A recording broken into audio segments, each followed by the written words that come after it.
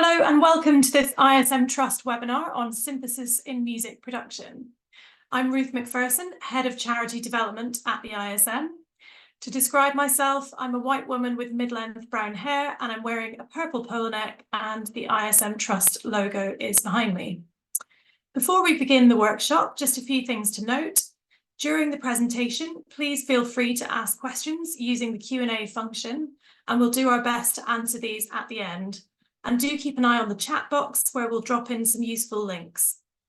If you experience any technical difficulties, please do let us know in the chat box and we'll attempt to resolve them.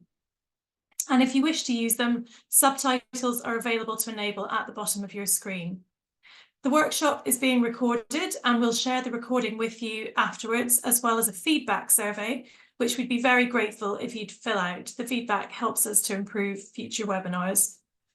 The ISM Trust is the ISM's sister charity, which offers high-quality professional development to everyone working in music. Through the ISM Trust, we give back to the music sector and support and empower music professionals to succeed. We produce award-winning events, training and resources, which are largely completely free to access. Please consider supporting our work by becoming a friend of the ISM Trust, making a donation or leaving a legacy. Any support that you can offer is much appreciated. So I'm delighted to be joined by Xylo Aria, artist, producer, and the founder of online learning platform Music Production for Women.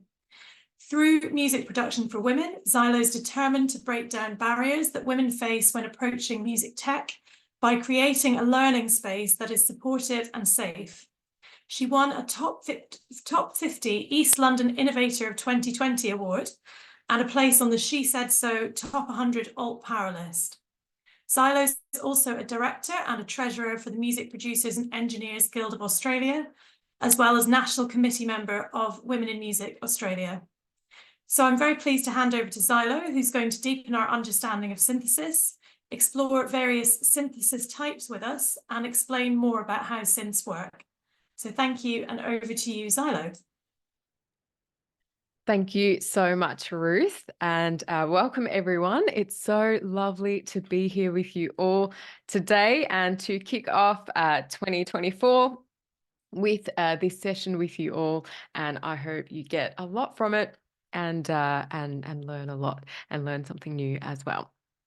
So today we are talking synthesis, and I love talking about this stuff and about production as well, especially for people that are quite new to it. And so we're keen to get into it and have a great time over the next hour. So Ruth did a great job of introducing me, so I don't need to do it, but I will just mention I am of Indian background with long black curly hair, and I am wearing a purple strappy dress with a jade necklace. So now that you have learned a little bit about me from Ruth's introduction, I would love to learn a little bit more about you all so I can understand who we have on this webinar with us. So if you can put up that poll for me, Ella. So that has two questions. The first one is, what do you currently do in music? That's a multiple choice question, so you can pick whichever ones relate to you. And the second one is, what is your current level of music production knowledge? So I can get a little bit of an idea of who we have here and kind of tailor the session a little bit. So okay, it's slowly coming in, which is great, and we'll give you another few seconds.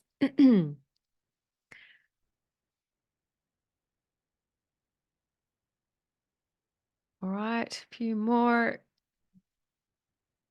and we can probably close it now. I think we're almost there. So we'll just share the results with you. And so we have quite a few composers, that's great, and instrumentalists, singers, songwriters, and a few DJs as well. So that's great. And we have a more intermediate than I would have thought, actually. So a few beginners, which is great, and a couple have never produced before. Well done. Great work for showing up. I know it can be scary. And a few people advanced as well. So today's session has probably been tailored more for beginner to intermediate, but hopefully there'll be something that you can all take away from today. So just to quickly mention, what do you actually need to produce music? And given that there are a few intermediate people here, I won't spend too much time on this. I suspect you know already. But basically, there are only 3 things you need to produce music. And I wanted to mention this because when I was quite new to production, I felt like you had to go to a music store and drop like 2 grand before you even got started. And if you feel that way about production, I would say, please don't do that, because I've made that mistake and then ended up selling things that I bought years after having never used it before. Because it was just wrong for my setup. So it's great to start small and then add and build your setup as you go. So a laptop is the first thing you need. Also a pair of headphones and some sort of production software. So it doesn't matter which one. I don't suggest that one is better than another. I don't believe that. I think it just depends what you feel comfortable with. I use Ableton and we'll be using Ableton for this session today, but you should be able to translate that information in whichever production software you are using. So if you're still a bit unsure, if you're like, oh, Xylo, what about if I need to record? What do I need? Or what kind of laptop, what specifications do I need to look for? We have created this little gift for you, which is our MPW Getting Started checklist. So if you want that, feel free to go to that QR code and grab that checklist for yourself. And this puts things in really simple terms and allows you to kind of understand what the thing is and why you need it. For example, what is an audio interface and when does it come into play in the work of production? So that would have saved me a bunch of money. So hopefully it will do the same for you. So now let's jump into Ableton to chat a bit about synthesis.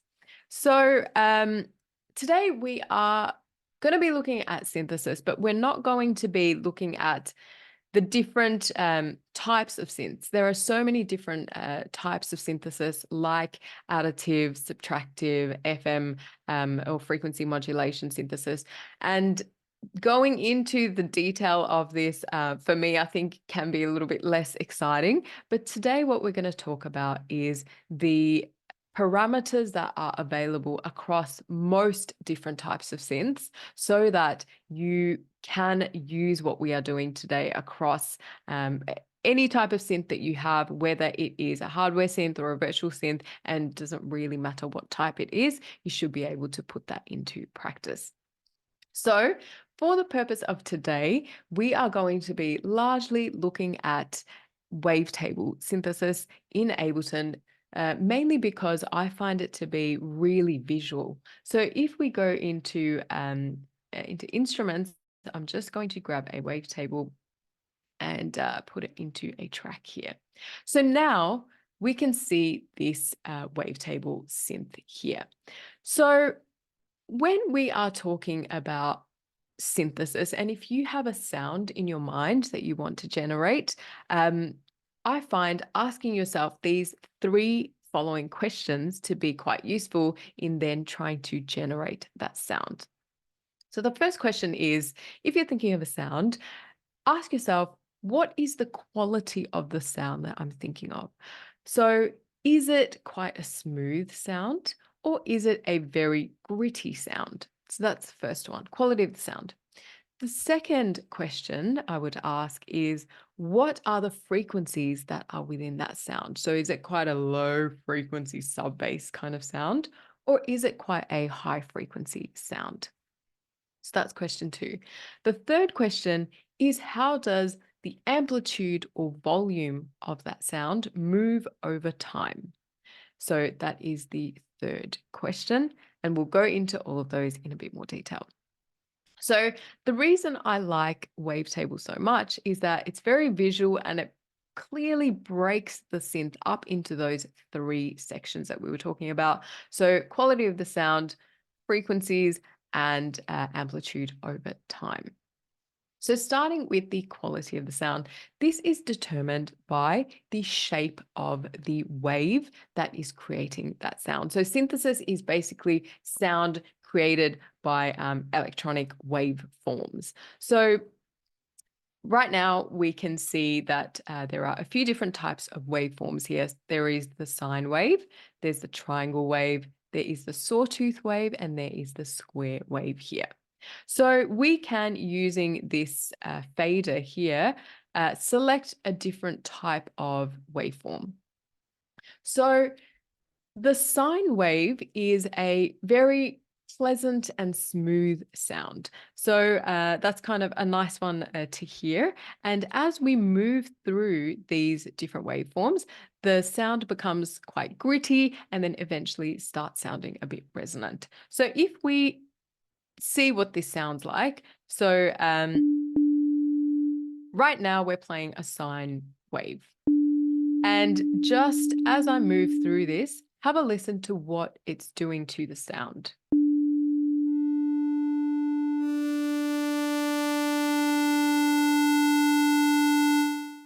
So as you could hear, as we get, especially to the sawtooth, it gets quite gritty and we can hear it very clearly. And then we get to the square wave and it's quite resonant. And the reason that this is useful information is that sine waves are, as we mentioned, quite smooth, but they don't often stick out in your song or in your mix. So if you are finding that your synth sound is not kind of sticking out, you may need to try a different type of waveform for it to stand out. And that's because sine waves only have one harmonic. So to show you what I mean when I say that, I am going to grab an EQ. I'm going to grab an EQ 8 and just put it into my track here. And we'll make this a bit bigger. Now, this is this is our EQ, and this shows us all of the frequencies that we can hear as a human. So it's starting at 10 hertz, and then it goes all the way to 22, I think 22,000 hertz. We'd be doing pretty well to hear things all the way down at each end, but this is our full spectrum of all the frequencies that we can hear as humans. So if I play a sine wave, just have a look at this graph and see what happens. So you can see here that there's only one harmonic in this sound. And if we have a lot of other things going on in our track that also sit in a similar frequency range, then you will find that this sound may get drowned out and you won't really hear it very clearly. Now, just have a look at this graph, particularly at this end when we move through these different waveforms.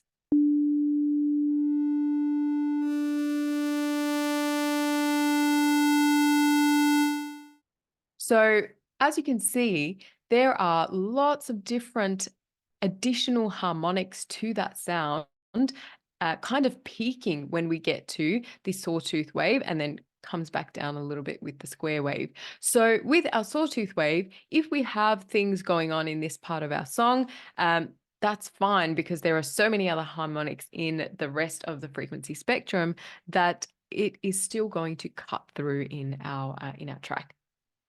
So this is our type of or quality of the sound, depending on the type of waveform. And if we want to, we can actually turn on a second oscillator. So say we had the first one at somewhere around a triangle wave, and then we turned on a second oscillator, and maybe we added this a bit closer to the sawtooth wave. Now we have two waveforms going at the same time. So it sounds like that. And we can actually maybe detune the second one a little bit, which gives the two waveforms a little bit more separation and a bit more dimension to the sound. So that is our type of waves that are determining the quality of our sound. Now moving to the next bit, which is our frequency filter. This graph thing here is actually a smaller representation of this big graph here. So we can actually choose different type of filters to determine which frequencies are actually coming through and allowing us to hear them. So if we go through these different types of filters. So firstly, the first one we have is a low pass filter. So this allows the low frequencies to pass through and cuts away the high frequencies. So let's have a look at what it's doing here.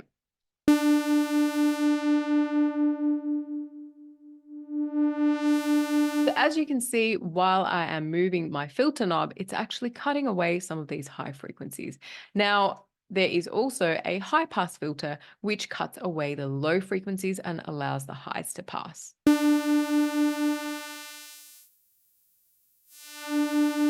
And then there is a band pass, which cuts away the low and the highs.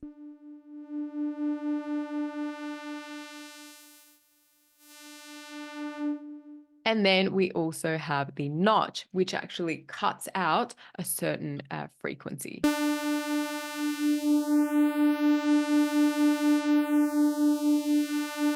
And then there is also this morph, which actually morphs between a band pass and a low pass and a high pass and a notch, if you want to have some fun with that. So we can choose a type of filter to further shape our sound by cutting out certain frequencies within the range that we want our sound to maybe not have.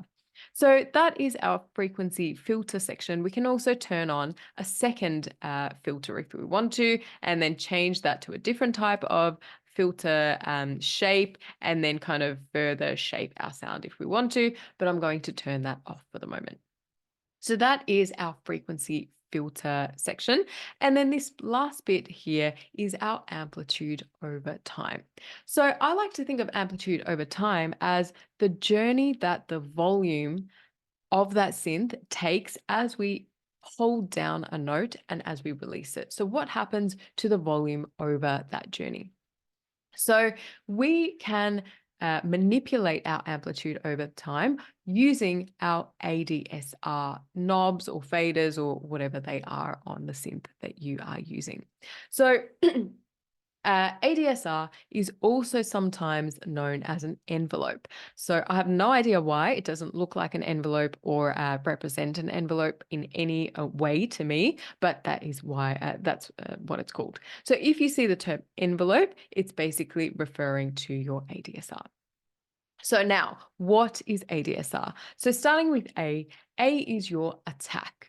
So I like to think of attack as my fade in of the sound.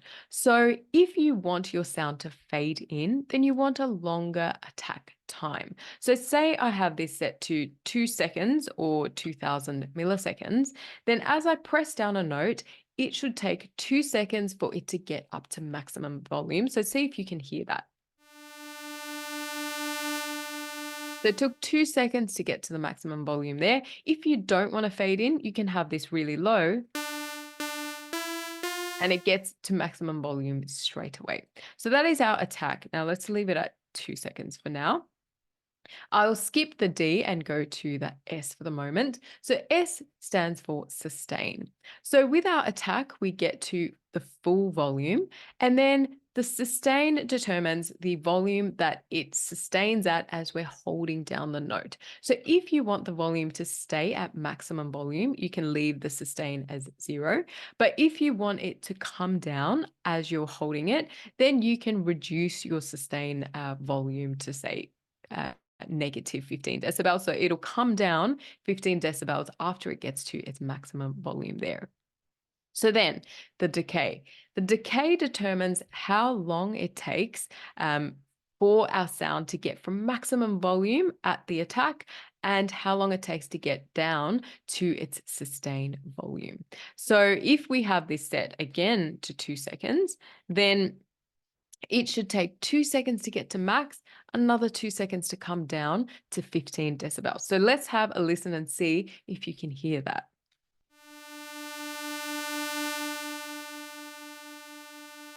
So hopefully you can hear that going up and down, and let me know did you actually hear that in the chat, and is that making sense so far on how that sound is moving? So it goes up and comes back down to its sustain. And now the last bit is our release. Now our release I like to think of as my fade out of the sound. So if we take our hand off the note, then what happens to the sound and how long does it take to get to 0 volume? So again, if we have this at 2 seconds, now it should take 2 seconds to get to max volume, 2 seconds to come down to sustain. And as I let go of the note, it should take another 2 seconds to die down to 0. So just have a listen and see if you can hear that. Back down, and now letting go. So you'll see that it took a little while for that sound to fade out. So Karen, all makes sense, really clear. Oh, good, good, I'm glad. So this is our ADSR. And looks after the amplitude over time. So these are the main 3 things, which is our wave shape, and then our frequency filter, and our ADSR that allows us to manipulate and shape our sound. So I'll talk about this section here a little bit as well. So with this section here, sometimes when I started with synthesis, I would choose a particular preset that was available in that synth. And I used to be really confused because I could only play one note at once. And that is because your synth is likely set to mono. So when your synth is set to mono, it means that you can only play one note at once. And that is useful, say, if you are using or creating a bass instrument and you won't be playing multiple notes at once, or if you're using or creating like a synth lead or something like that. So when we have this set to mono, then this glide function also becomes available. So when I add a glide time,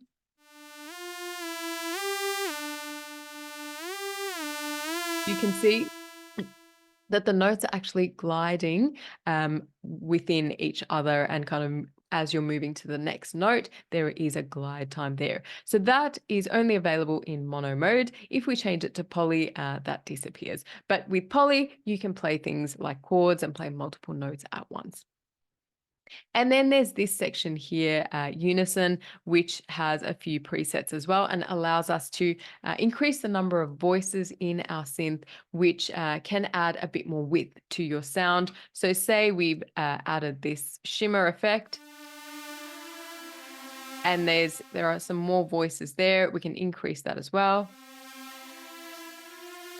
And then also make it really, really intense.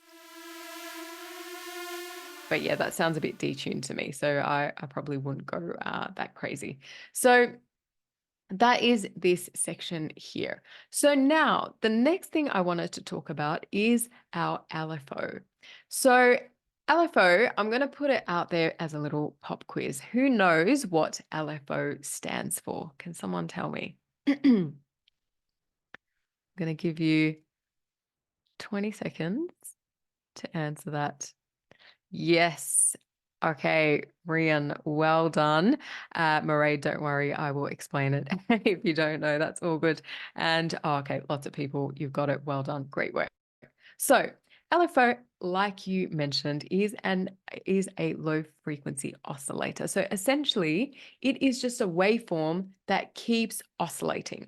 So if I go into LFO, you can see this waveform here, and you can change the shape of the wave as we saw over here, and you can select whichever one that you want, and then you can change the rate or how quickly that waveform moves. And right now it's set to hertz, but I like to change that to beats.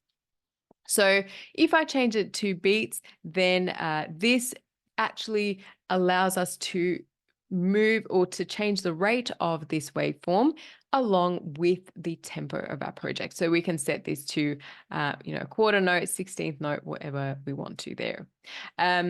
So those are kind of the main things with our LFO. Now, once we have that oscillator, it's not going to do anything on its own magically. We need to actually assign different parameters to that LFO to allow it to move in time with our oscillating wave here. So how we do that is through this matrix here. And Polly, well explained. I'm glad that's all making sense. So with our matrix here, if we go there, we can see this LFO1, and we can see a number of things that we can oscillate. But this doesn't end here. We can pretty much oscillate anything we want to. So how we do that is, firstly, if we use one of the things that we have here, so amplitude, if we want to oscillate our volume, then we can go into amplitude and go across to LFO and add a value here. Now, just have a listen to what's happening with our sound.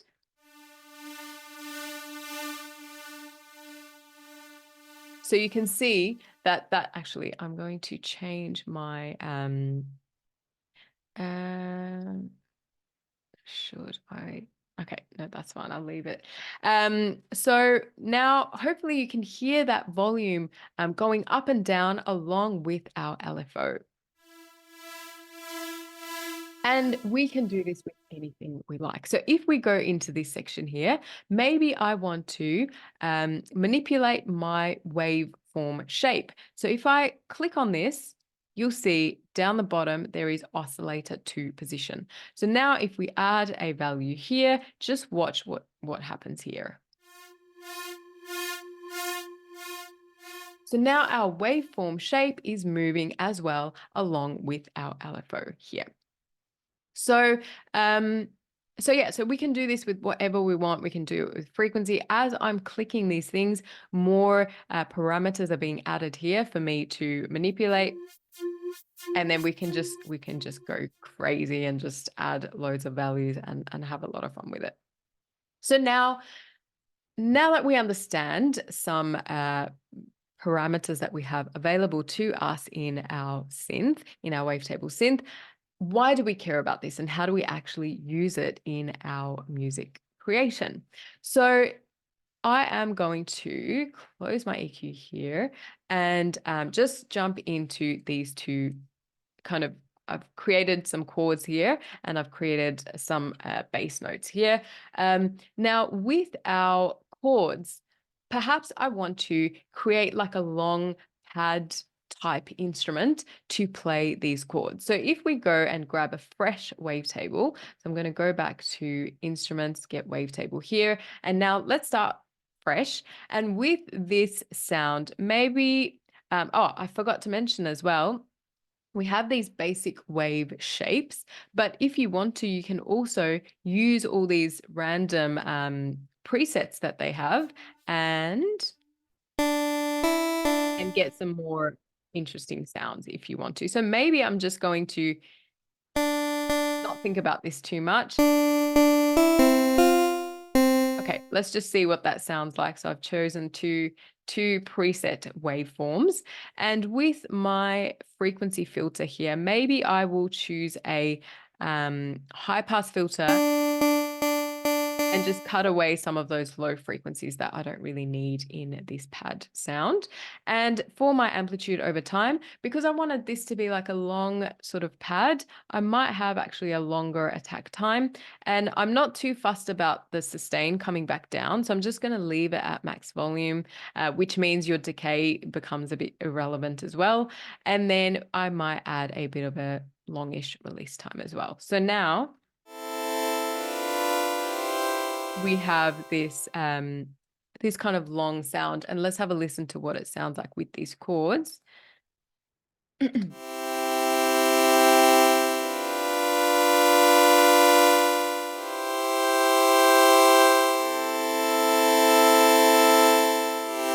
so I might reduce that release attack time a little bit. So that's fine. It sounds a little bit like an organ-y instrument to me. But now let's go and create a bass. So I'm going to go into wavetable, grab a fresh one there. And for our bass, let's see, what do we want? Maybe we'll have something there as a basic shape, and maybe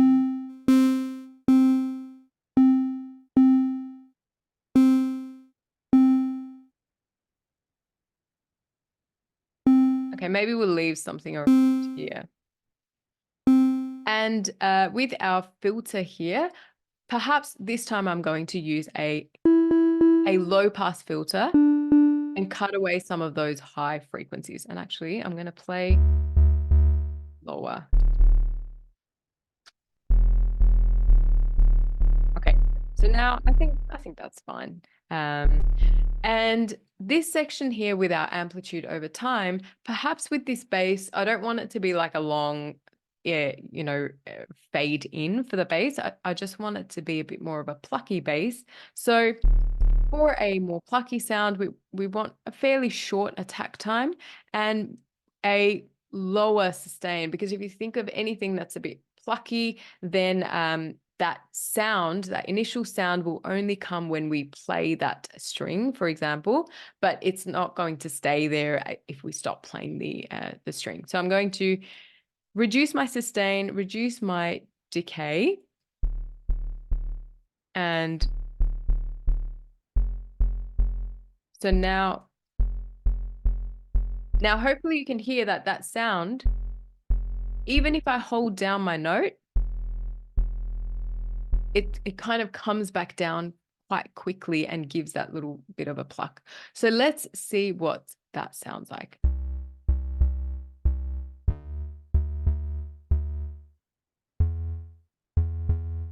So it's not the most exciting bass line in the world, but playing these two together.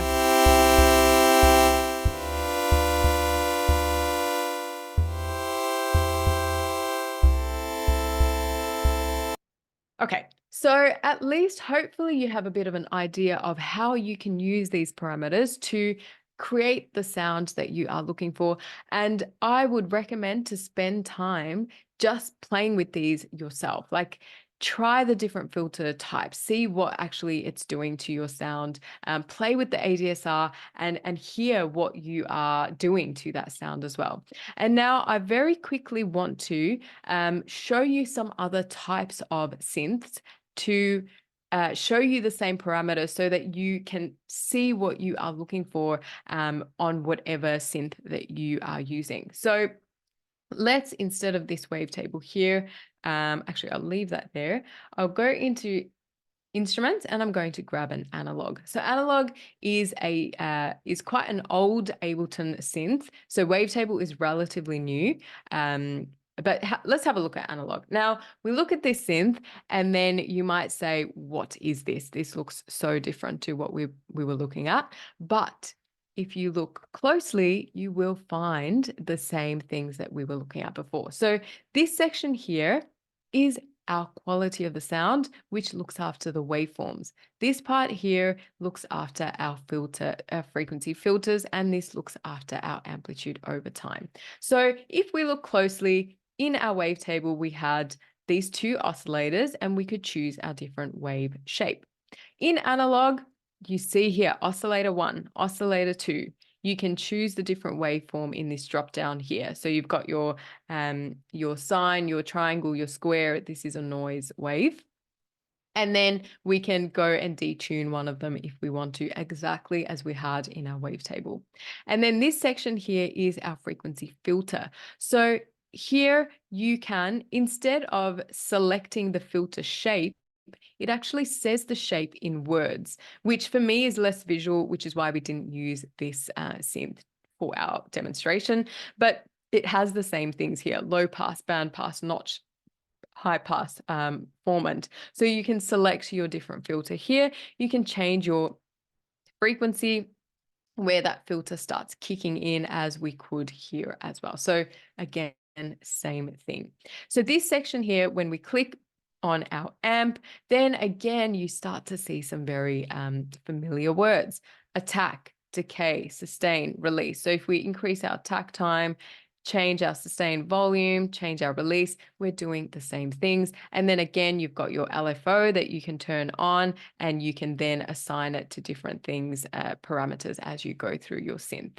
And then you've got your glide if you want to turn that on. So again, you're looking at the same things, but you just have to look a little bit more closely and not freak out because it looks different, and try and find those same things. So that is our analog. let's also have a look at our operator. So operator is another type of synth. I'm going to drag and drop that in here. And when we are looking at operator, again, this looks really different. This is a frequency modulator, so it works a little bit differently. With this, again, if we just look for those things that we mentioned, so oscillator, here we go. Here we see oscillator. So we turn that on, and then you can choose your different waveform shape here: sine, saw, square, triangle, etc. And one thing that I really like about operator is that although it doesn't show you the waveform, I mean, it does here visually, but it's not super visual.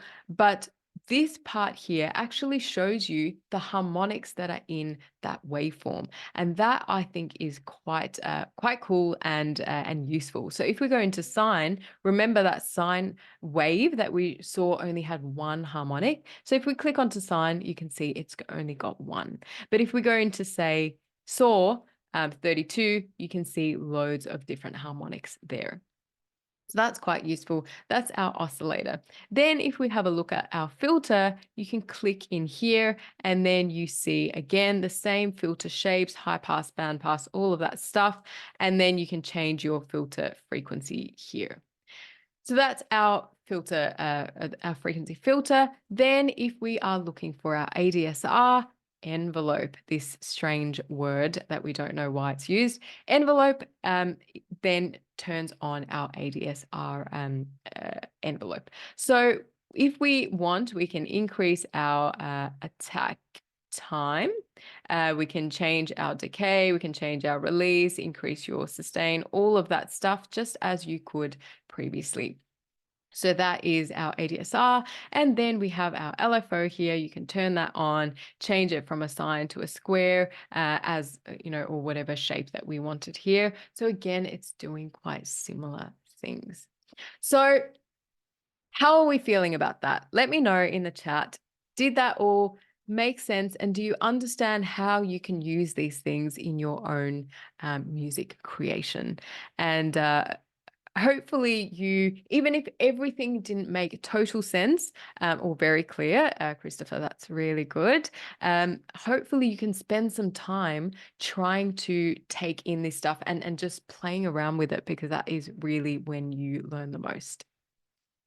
So if you feel like you have gotten a lot from it and you want to do more of it, especially if it's been a little bit new and confusing, then definitely made sense. Rand, great to have someone talk it through. That's good. So if this is something that you're like, okay, it sounds good and it's a little bit scary, do stick with it and put some time into it, because it does get easier the more you do it. And if this is something you've been wanting to do, especially, you know, with synthesis, but also production, you're like, you know, I really want to do this, especially this year. I want to learn more about this stuff. And I you know, I'm sick of wasting time trying to work it out on my own. Then if it's something that you need some help with, then I would love to help you. And I will just quickly mention about our program, if it's something that you might be interested in. And I'll mention this very quickly because we are actually closing enrollments on Friday and we are down to our very last spots. But if it's something that you are interested in, this is our Master Your Music full year program. It's the program that I wish existed when I first started learning to produce, and it has everything that you need to not only learn the skills to produce music, but also to learn how to get it out there, the marketing, the business side of it as well. So you will have 50 masterclasses throughout the course of the year. You'll have access to a global network of students. I think the only continent we didn't have representation from yet is Antarctica, which I am really excited about. And then we have group mentoring sessions, one-to-one mentoring sessions, industry professional feedback on your music every month, goal accountability with me. I'll be making sure that you stay on track on the things you want to achieve, and loads more as well. And to show you all the topics that we go throughout the year, We start the year off with planning for success. Then we go into production level 1, production level 2, music marketing, music theory, vocal production, songwriting, music business, mixing level 1 and level 2, performing your music. So how to turn your production into a live performance, and mastering as well. And if you are curious about what experience some of our students have had with us, then I would love to share with you a few words from one of our students as well. My favourite thing about studying with music production for women has been looking at Ableton and upskilling in it in a really accessible format. So it's a really welcoming and accepting environment to learn that and upskill, and has just completely changed my ability within music and my confidence too. I actually can confidently say that I'm a music producer now.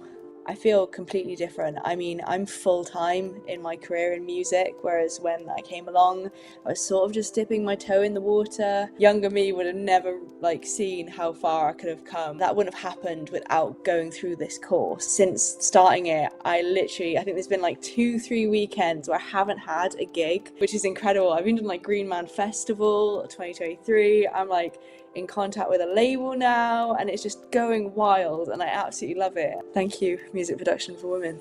To anyone thinking about joining this course, I would first recommend literally just setting up and scheduling a meeting with the team, because instantly you're going to be put at ease straight away. There's so much you can get out of it, whether you think you don't have time, you don't have the finances, or you don't have the physical or mental capability. There is a way around it. So I'd say if you're interested, schedule a meeting with the team, talk it out, say how you're feeling, what you want to do, and don't think about it on your own, because they're going to help you, they're going to facilitate you. They want to help you here, trust me. Oh, I absolutely love watching this. And I'm so glad that some of you know Rhiannon as well, All Rights Keys Only. And she's so incredible. And she's been amazing over the last year and has taken so much away from the program. So there are 3 different levels to join at. There's bronze, silver, or gold. So if you're very much a self-learner, you want all the training, but you're not too fussed about access to the community or our team, the bronze is the right thing. If you want all the training as well as full support of the community and our team, then the silver is the right thing. If you're like, Xylo, I'm all in, I want to work with you one-to-one, then the gold will be the right thing for you. So the training is included in all of them. So as soon as you get started, which will be Friday when we're confirming people, you will get access to our Intro to Music Production course. And we'd recommend you get that done in the next month, after which we will be starting the 50 masterclasses. If you're away, you're on holiday, that's totally okay. Everything's recorded and uploaded onto the website to watch over within a few hours of the class. For silver and gold, you will get a one-to-one fast start strategy session with me, unlimited support from our team. So you will not be alone at any point in the journey. You'll get weekly feedback opportunities from our community, monthly group coaching calls with me, as well as for gold, you'll get a one-to-one call with me once a month as well. And you get Ableton Live intro for free, a huge discount to Ableton Suite that we are very lucky to have from Ableton. Then again, for silver and gold, you'll get full access to our lovely and encouraging Discord community and our collaborators list. Then for gold specifically, once a month, we invite an industry professional, largely Grammy winning or MPG award winning people that will very quickly be able to find ways for you to improve what you are doing in your music. Then any future releases you have while you're working with us will go across to our channels of over 23,000 people now across our different platforms. And every month I will be keeping you accountable on your goals and asking you what you want to achieve at the start of the month and checking back with you at the end of the month. So a huge amount of value that's packed into this program, but we want to make this as accessible as we can while still continuing to do what we can. So we've created a really amazing price for you. So it works out to only £170 a month, and that's for all of that training. And for silver, it's only £210 a month, and for gold, it's only £250 a month, and that's for everything: the one-to-one mentoring, the group mentoring, the weekly classes, professional feedback, all of that that stuff. So we've made it kind of the best program that we see out there. There is a yearly payment option as well if you want to save a little bit more. So if it's something you want to do, then please book in a meeting with me using this link. And or that QR code there. So we will be chatting to everyone before they join the program to make sure, firstly, is it the right fit for what you want to do? I don't want anyone to work with us if it's not the right thing for you. And secondly, because we put our heart and soul into this program, and I want to make sure that everyone we work with is actually ready to take in that information as well. So we'll have that chat. To book in that meeting, we are actually closing that on Friday. So we have very few spots left to do that. And then in that meeting, you can ask me any questions you want. And to go through anything that you want to in that call. And if it's the right thing, then the £50 that you would pay to book that meeting, because I can't chat to absolutely everyone, will come off the cost of the course. If it's not the right thing, that will be fully refunded, so you have no loss at all. So for anyone that's thinking about it, but you have that kind of barrier to taking that first step, we've made it as risk-free as possible. So I'm very much looking forward to chatting to some of you over the next few days. And otherwise, I am really happy to have had this session with you all. And I am happy to go to some Q&A as well. So if you have any questions for me, please feel free to throw them in the chat. Otherwise, I believe the ISM team might be coming up with a few questions. So let me know. Was there anything you wanted to know, anything you wanted a little bit more clarification on anything we went through? Great, thank you, Xylo. That was a fantastic presentation, super clear and informative, and it looks like we've had some great response in the chat. I'm so pleased everyone's found it very helpful. We've had lots of questions, so we've had a few live ones and some submitted in advance. So first up, Diana asked, can you apply the wave shapes, ADSR and filter to instruments? Sometimes you will find ADSR in instruments. So I guess you might be talking about MIDI instruments there. So you might find like an attack knob or like a release knob or something like that. So just keep an eye out for it. You will see these everywhere the more you look for it. The ADSR envelopes, they kind of appear a lot. Cool, thank you. And Myra asked, can you apply these, and I think she was referring to the synths in the first section, to audio? Does that make sense? You can't. So if you think about audio, it's kind of a fixed form. So if you are recording a voice or a instrument into an audio track, that recording is kind of there already. So there are only certain things you can do to manipulate audio, but you can't like fully change the character of that sound with the things that we mentioned. So you wouldn't find that. Mm-hmm. Okay, cool. Raisa asked, what does the sub do? A sub. So a sub is actually referring to a set of frequencies. So if we looked at our frequency filter that we were looking at, the low, so each kind of, there are lots of different bands if you're talking about that as a producer, rather than always saying, you know, from 1K to 3K or something like that, you might use words like sub frequencies or sub bass or low mids or high mids, things like that. So it's just referring to set of frequencies. Okay, thank you. And we had a question from Polly who said, I have an old version of Pro Tools, but I'm interested in Ableton. Is Ableton available to buy outright, or is it a rolling subscription? You buy Ableton outright. So you do, and I think most are like this now, where any updates you do need to pay for. But you do, it's a one-time purchase. Okay, thank you. And then we had a question about what would be a good entry-level synthesizer for someone starting out in the world of synth. So I pretty much only use virtual synths, mainly because I find it a bit easier to manipulate. I have one, which is a teenage engineering OP1. I think it's a bit pricey, so maybe it's not the first one I'd go for. But if you are looking to, start without spending too much money as well, I think virtual synths are great. Native Instruments make loads of really good ones. I love Massive. Serum is another really good one as well. So I can probably talk a bit more to the virtual synths there. Well, I think there was some comments in the chat there as well. Zane said Korg's microKORG is pretty good for beginners. Comes with a vocoder too. Thank you. Yeah, we also had a question about, as I think similar sort of thing, are there benefits of hardware synths over software synths?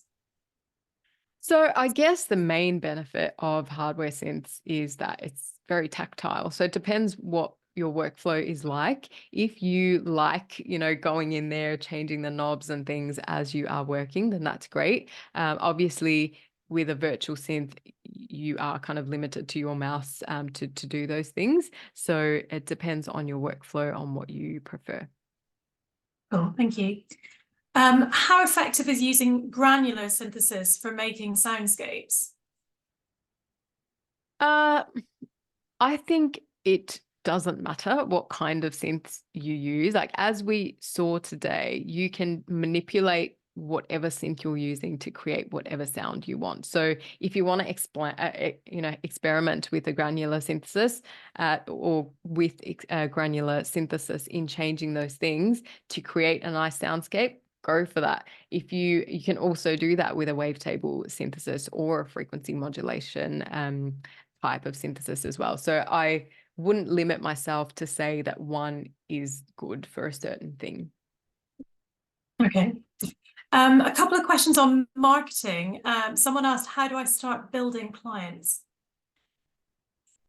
This is a good question, and it doesn't have any sort of straightforward answer, unfortunately. But I do think this just goes for the music industry in general, but and this could be an annoying answer, but to keep building your network, because if I think about all the opportunities that have come my way, it's often started with an email or a DM or something like that. That's kind of resulted in building a relationship and then being invited to do something or some sort of collaboration that way. So if you maybe make a list of people that you'd love to work with, and if they are very high on the kind of maybe they're a little bit out of your reach at the moment on what they're doing, maybe see the people that they're working with or like supporting them on their shows. Can you work with them, or can you reach out to them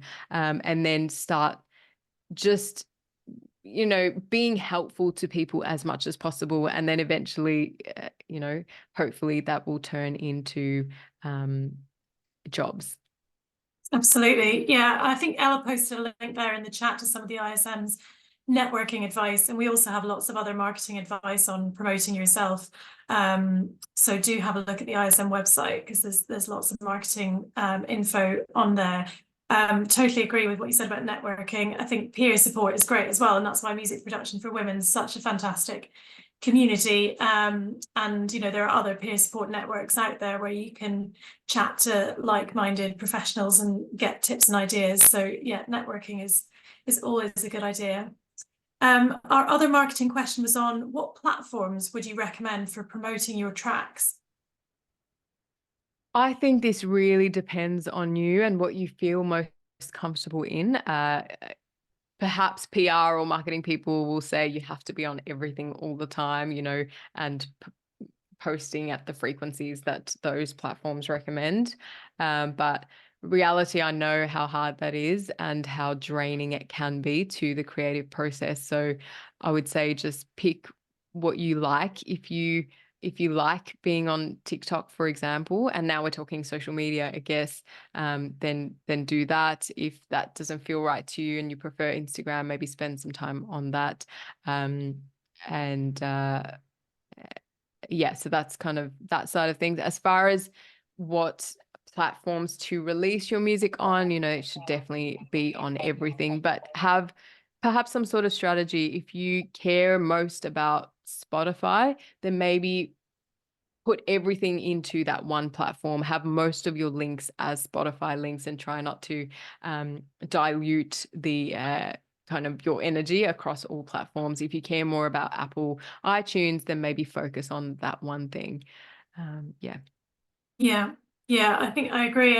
You know, spreading yourself too thin can sometimes just make your life more stressful. So kind of play to your strengths and choose platforms that you understand and, you know, are used to using, and then sort of build it from there.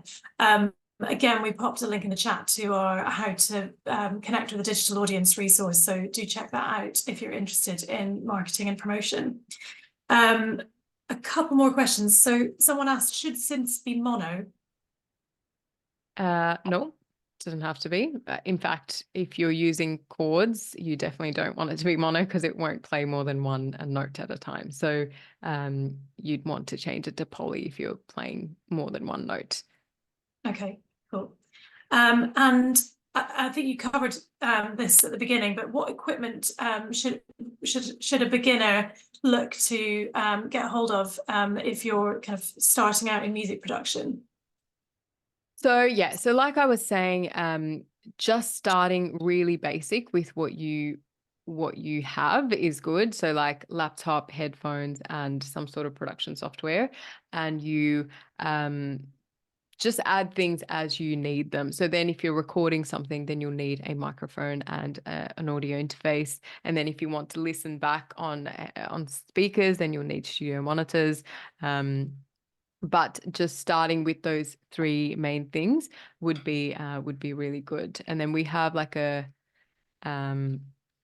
free resources page, which also has some useful bits on that, which I'll just put in the chat as well. Thank you.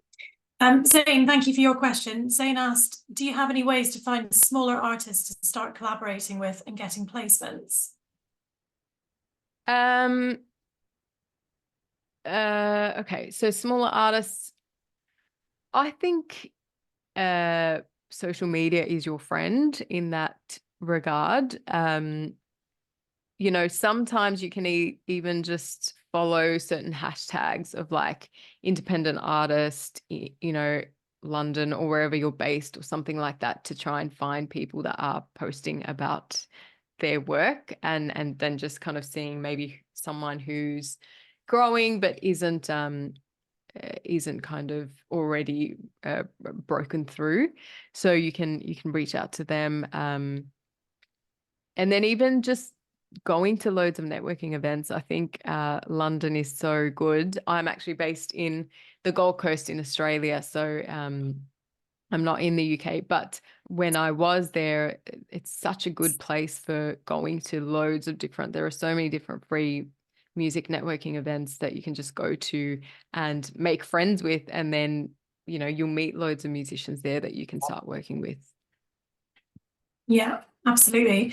Yeah, I totally agree. I think events are a great way to network and meet people, and that can be online events like webinars and meetups, as well as in-person events. Just to say, the ISM has our Members Day on the 16th of April in London. So if you are an ISM member and you want to come along, it's a great opportunity to meet other musicians and make some new connections. I'm afraid we're out of time, but thank you so much, Xylo, for that extremely useful overview of synthesis in music production. And thank you to everyone for joining us. I really hope you found the session informative and useful. And if you have any further questions, please do email us on inquiries@ismtrust.org. And please also fill in our post-workshop survey, which you can find in the chat, and it'll also be emailed out to you afterwards. As I said at the beginning, we really appreciate your feedback. It helps us to improve our services and to offer more free professional development to musicians. Today's workshop recording will be sent out to you by email, and it will be available to watch back on the ISM's website. And we'll also send you some useful links that we've shared during this workshop, including all of the links that Xylo shared about music production for women. Our next online event is on the 6th of March, as we begin our series of music and deafness webinars. So first up, we have a panel discussion on 6th of March on managing hearing loss as a musician. and then a second webinar on the 26th of March on reaching and engaging deaf people in music making activities. So finally, can I thank you again for watching, and we hope to see you at another ISM Trust event soon. Goodbye.